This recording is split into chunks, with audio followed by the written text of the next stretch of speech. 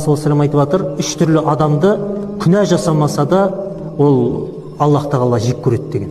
Бұғып деген жек көру, яғни қалам былай айтқанда жек көру деп айта берейік, жақтырмайды. Аллах тағала ешқандай күнә жасамаса да үш түрлі адамды жақтыртпайды дейді. Біріншісі әл-әкул дейді. Әкул дегеніміз жаңа абжор дейміз ғой, мезгілсіз тамақ ше беретін адам, орынсыз тамақ ше беретін адам. Ол бахил, былай қарап отырсаңыз, ол өзіне ғана зиян беріп жатыр, басқа ешкімге зиян беріп жатқан жоқ, тамақты төпеп ұрып жатқанда. Өзіне ғана зиян ғой, басқа ешкімге зиян беріп жатқан. Екіншісі бахил дейді, сараң. Алла берген дүнияны мен өзім білем деп ешкімге бермей, ешкімге зиян тиіп жатқан жоқ әйтеуір, бірақ сараңдық қылып жатыр.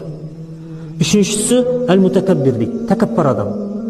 Ешкімге қолмен, тілмен зиян тимесе де, бірақ өзін жоғары санап тәкаппарлық қылған болса, ешкімге былай зиян бермей күнә жасамаса да, сол осы сипаттар үшін Аллах тағала оларды не жаратпайды дейді, жек көреді.